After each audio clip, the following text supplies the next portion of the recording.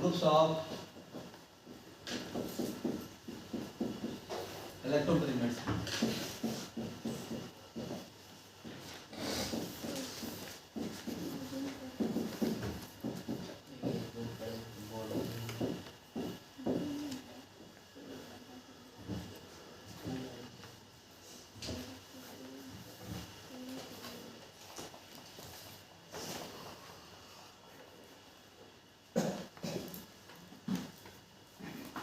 Doctor council मेटी ने दवाओं को ग्रुप में बांटा, इसलिए हमारे बॉडी में भी अकॉर्डिंग टू फिजियोलॉजी मुख्य रूप से बॉडी को 8 सिस्टम में ही बांटा गया। ओके कर दो, 8 सिस्टम बांटा गया बॉडी को। ऋषि मुनियों ने भी संगीत के माध्यम से गाया है, अष्टकमल का चरखा बनाया। ये हमारा जो बॉडी है, इसे मेन पार्ट हमारा, ऐसे बॉडी को 11 पार्ट में बांटा गया। अकॉर्डिंग टू एनाटॉमी पढ़िएगा तो 11 पार्ट है, लेकिन फंक्शन के आधार पर बॉडी को मुख्यतः 8 सिस्टम बताया गया, main system of the body. तो इसके आधार पर मेटी साहब ने सिस्टमेटिक और ऑर्गेनिक दवा बनाई 8 सिस्टम पर, और 8 सिस्टम के अंतर्गत आने वाले जितने भी ऑर्गन्स हैं, इलेक्ट्रोपैथी में डॉक्टर काउंसिल मेटी ने बनाया। न कभी ऑर्गन चेंज होगा, न कभी सिस्टम चेंज होगा, नहीं, और न कभी दवा बदलेगी। उनकी दवा जो है ऑर्गेनिक और सिस्टमेटिक है, इसलिए आज तक इलेक्ट्रोपैथी में किसी ने कोई नई दवाओं का आविष्कार नहीं किया। लेकिन उन्होंने अपने बुक में ऐसा नहीं लिखा है फ्यूचर में जाकर के नई दवाओं का आविष्कार नहीं हुआ। जर्मनी के क्लाइमेट में जो भी पेड़ पौधे उगे, जो भी वनस्पतियां उगी,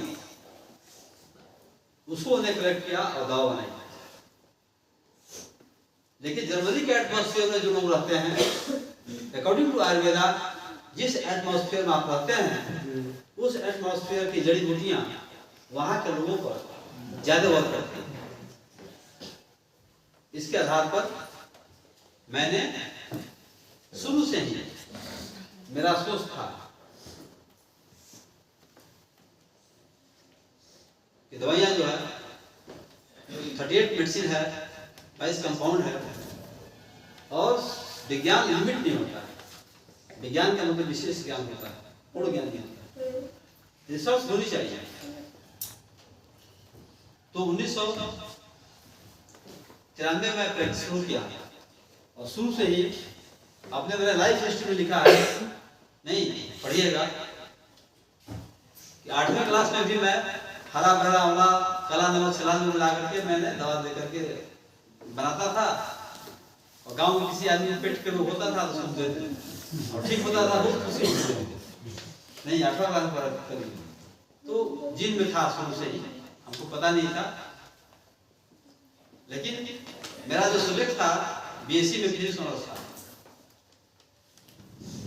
लेकिन शुरू से ही इधर दिमाग था।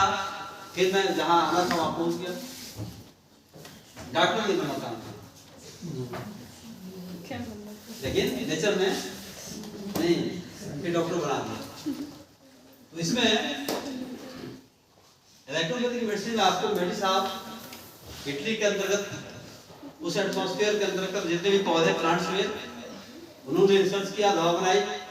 मैं इंडिया के अंदर जो है 208 इंडियन हर्ब से जो मैंने दवा बनाई, और यहाँ के क्लाइमेट में और यहाँ के लोगों पर दवा जितनी सूटेबल है, वो इलेक्ट्रोपैथी का कॉम्प्लीमेंट्री है।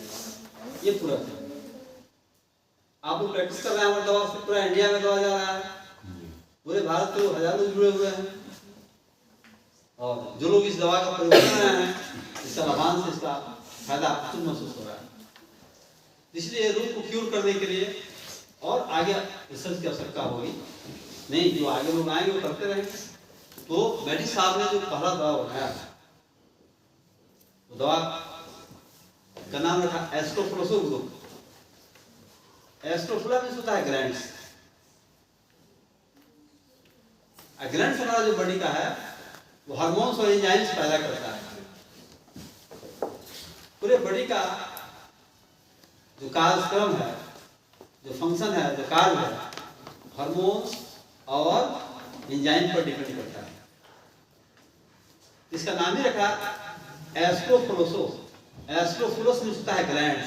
ग्लैंड्स का जो फंक्शन क्या है, एंजाइम और हार्मोन बनाना। कहीं भी बॉडी का हमारा इसको बोलते हैं फंक्शनल ग्रुप, इसीलिए इसको बोलते हैं फंक्शनल ग्रुप, क्रियात्मक औषधि। कहीं भी हमारा बॉडी का कोई भी ऑर्गन्स वर्क नहीं कर रहा है, नहीं तो उसको ढूंढेंगे दवा इस ग्रुप में। तो एस्ट्रोफ्लोसो मीन्स होता है पहला दवा जो है एस्ट्रोफ्लोसो ग्रुप। एस्ट्रोफ्लोस मीन्स होता है ग्लैंड्स, ग्लैंडुलर रिमेडी है, इसलिए एस्ट्रोफ्लोसो ग्रुप के दवाओं को बोलते हैं फंक्शनल रिमेडी। हमारे बॉडी के किसी भी पार्ट का फंक्शन कम हो जाता है तो विदाउट एस ग्रुप का ठीक नहीं होगा। ठीक है, इसको बोलते हैं हम फंक्शनल रिमेडी।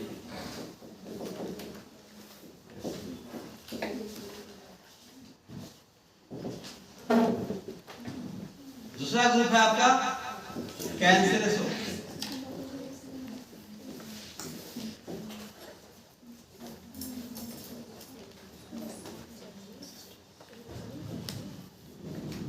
कहीं भी बॉडी के अंदर कैंसरस हो, किसी भी ऑर्गन में डिजनरेशन होता है, संक्रमण होता है, ऑर्गन बर्बादी की तरफ जा रहा है, तो कैंसर जिसका होता है घाव, विषाक्त घाव को कैंसर बोलते हैं।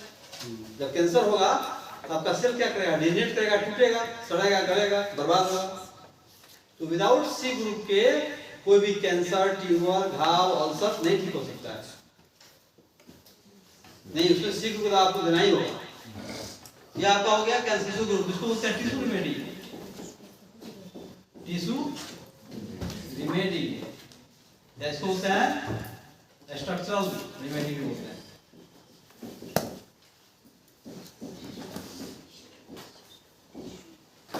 स्ट्रक्चर मींस रचना, किसी भी पार्ट की रचना में गड़बड़ी आ गई, कहीं इन्फ्लेमेशन आ गया, कहीं सूजन आ गया, कहीं अल्सर घाव हो गया,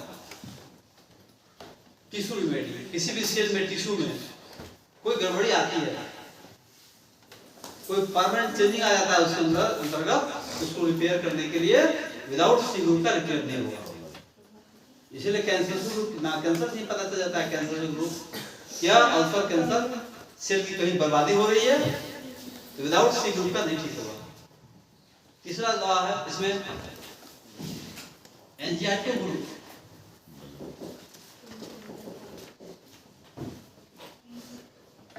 एंजाइटिको एंजाइना से लिया गया है।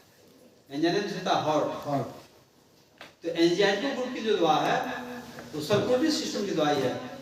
सर्कुलेशन में कहीं भी दिक्कत आती है कि ब्लड नहीं पहुंच रहा है, कहीं ज्यादा कंजेशन हो गया, ब्लड जहां ज्यादा जम गया उसको हटाने के लिए, ब्लड नहीं पहुंच रहा है वहां पहुंचाने के लिए, ठीक है, ब्लड रिमेडी है।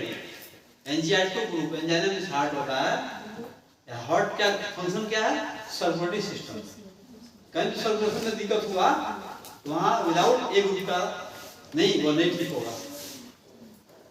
कहीं कंजेशन हो गया, ब्रेन हेमरेज हो गया, कंजेशन हो गया, ब्लड जम गया, उसको भी दूर करने के लिए हम A1 का लाइकोडोल देंगे। डिजेशन खत्म करने के लिए फिर सी ग्रुप का दवा देंगे C1। नर्वस सिस्टम की दवा पे F1 देंगे, नहीं लकवा क्योर हो जाएगा। कहीं भी कंजेशन है, कहीं ट्यूमर गांठ है, नहीं, इसको रिजॉल्व करने के लिए हम सी ग्रुप की दवा, कंजेशन को दूर करने के लिए ए ग्रुप की दवा। ए ग्रुप की दवा क्या करती है, कहीं भी जमाव है रक्त की, रक्त संबंधी कहीं भी दोष आ गया उसको ठीक करने के लिए हम एंजाइटिको ग्रुप की दवा देते हैं। डिटेल पढ़े हम डिटेल फिर पढ़ेंगे। जैसे आपको एस ग्रुप में कितनी दवाई है, कंपाउंड लेकर के 14 हो जाएगा, नहीं S1 S2 S3 S4 dot dot S12 S plus S Y नहीं, तो S 12 में लगातार हो गया, S प्लस एस वाई जुट गया, 14 हो गया। आपको कैंसर के रूप में दवा कितनी है? 70 दवाई। और C1 का जो सिस्टम की दवा है, C1 का अलग प्रभाव है, C2 का अलग प्रभाव है, सिस्टमेटिक और ऑर्गेनिक। सिस्टमेटिक और ऑर्गेनिक इसको बोलते हैं हम लोग मेटाबॉलिक रिमेडी। इस ग्रुप को मेटाबॉलिज्म को ठीक करती है। कहीं भी ऑर्गन्स में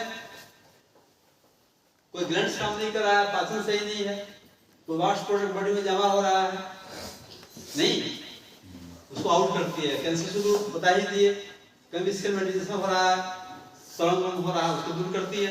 एंजाइटी ग्रुप, एंजाइना यानी हार्ट संबंधी जितना भी बीमारी आएगी, रक्त संबंधी दोष जितना भी होगा, सिस्टम सर्कुलेटरी सिस्टम के अंतर्गत उसमें ए ग्रुप काम करता है। अब अलग अलग पढ़िएगा, A1 का कहाँ काम है, A2 का कहाँ काम है, A3 का कहाँ काम है, तो अगले क्लास में बताया जाएगा। अभी बता रहे हैं आपको ग्रुप बता रहे हैं। चौथा आपका पेट्रोल ग्रुप। पेट्रोल ग्रुप सब होता है पेट्रोल। पेट्रोल का मतलब होता है वॉक्स, लेकिन इटालियन भाषा में, इटालियन लैंग्वेज में पेट्रोल को पेट्रोल कहा जाता है। इंडिया में क्या कहें इसको? पेट्रोल। पेट्रोल इसका होता है वॉक्स में छाती यानी लंग्स की दवा है, ठीक है। अब इसमें दवा 9 दवा है, 4 दवा आपका ओरिजिनल है, 5 कंपाउंड है। तो हम हमेशा ओरिजिनल दवा पढ़ेंगे, कंपाउंड नंबर नहीं देंगे, रोग के अनुसार कंपाउंड बना करके देंगे हमको। पढ़ना कितना दवा है? 38। तो ये गया पेट्रोल यानी पेट्रोल ग्रुप में वॉक्स की दवा, लंग्स की दवा। लंग्स में जितना बीमारी होगा विदाउट पी ग्रुप का नहीं ठीक होगा। इसके बाद से इसमें आगे देखिए,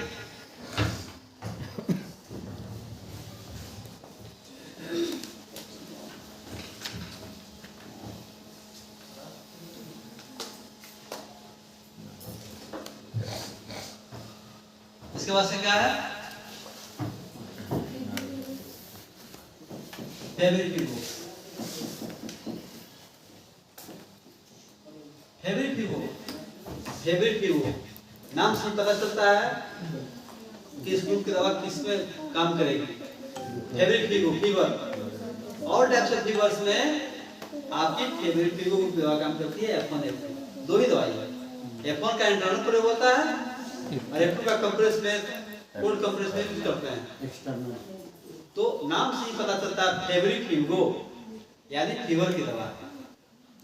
फीवर आपके ब्रेन के हाइपोथैलेमस सिस्टम से बॉडी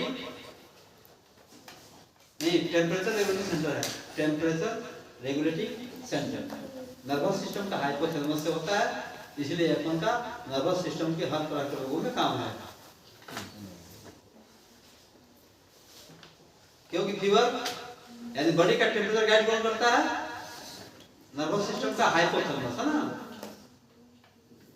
तो देखिए कितना आसान है, किसी भी तरह का बुखार F1 को अंदर से खिलाइए, F2 को बाहर से कंप्रेस कीजिए, बुखार ठीक हो जाएगा, कोई झंझट नहीं है, कितना इजी है। होम्योपैथी में जाइएगा, फीवर की 50 दवाई। इसीलिए इलेक्ट्रोपैथी के डॉक्टर थोड़ा सा आपका साहस हिम्मत है, बड़ा सोच है नहीं तो कम समय में आप बहुत आगे निकल जाएंगे। आगे निकल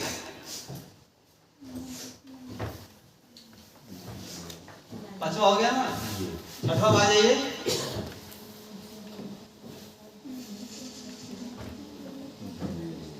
वार्म अप भी ग्रुप है।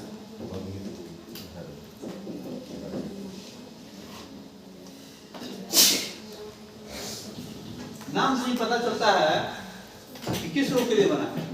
वर्म के लिए बना, वर्मिस फीवर।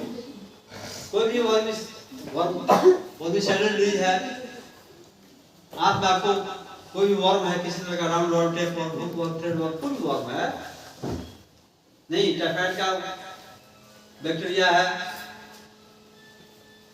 तो वर्म जो है हर प्रकार के बैक्टीरियल इन्फेक्शन को खत्म करता है।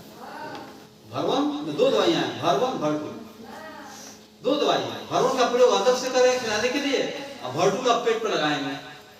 भरटू को पेट पर लगाएंगे, भरवन को खिलाएंगे, हर प्रकार का बैक्टीरियल डिजीज ठीक हो जाएगा। कितना आसान है।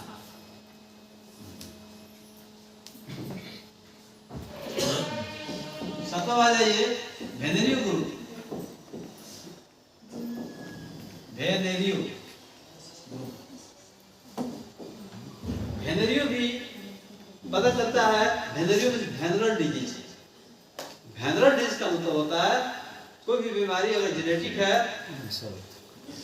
या एसटीडी है, सेक्सुअल ट्रांसमिटेड डिजीज है, सिफिलिस है, गोनोरिया है, एड्स है, नहीं जिनका वेनरल डिजीज है, जेनेटिक और कंटेक्टिव, कोई कंटेक्ट से हुआ है, सिफिलिस, गोनोरिया, एड्स, कोई जेनेटिक है, बच्चा अंदर पैदा हो रहा है, बच्चा क्लेफ्ट पैदा हो रहा है, वो कटा हुआ है, 3 से कोई भी जेनेटिक बीमारी चल रही है, प्रेगनेंसी पीरियड में मदर को शुरू से लास्ट तक अगर वेनोन का प्रयोग किया जाए तो कोई भी जेनेटिक इन्फेक्शन बच्चे में जाएगा। और वेनोन आपका किसी भी तरह का वायरल बीमारी, वार्ड्स है, कोई पेट के अंदर अल्सर है, कैंसर है, किसी भी तरह का अगर वेनरल डिजीज में आपको कोई भी डिस्चार्ज हो रहा है, लिकोरिया हो रहा है, स्पेक्टोरिया हो रहा है, किसी भी तरह का ग्रैनुलर इन्फ्लेमेशन हो गया, सिफिलिस में पूरा ग्रंथ बढ़ जाएगा, एड्स होगा तो क्या होगा, पूरा ग्रंथ बढ़ जाएगा, पूरा सिस्टम डैमेज हो जाता है। तो कोई भी वेनरल डिजीज है बॉडी में, उसको आउट करने के लिए, ठीक करने के लिए विदाउट वेनोन का नहीं ठीक होगा, वेनोन देना ही पड़ेगा। 8वां ग्रुप क्या, लिम्फेटिको ग्रुप।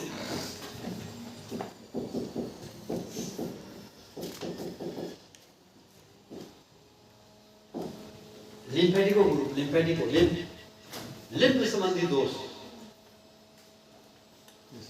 रस दूषित होगा, रक्त भी दूषित हो जाएगा। लिम्फोन बॉडी को इम्यूनाइज करने के लिए रस और रक्त दोनों को प्यूरिफाई करती है।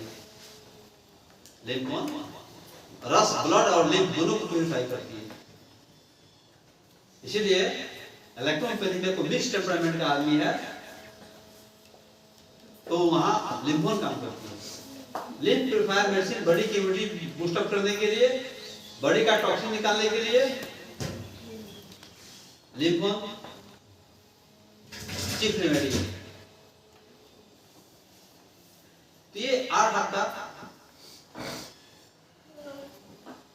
ग्रुप में 8 ग्रुप के दवाओं का क्या इफेक्ट है बॉडी पर, नहीं इसको आप तो समझ लीजिए। इसका अगला टॉपिक होगा हम लोग का टेम्परामेंट।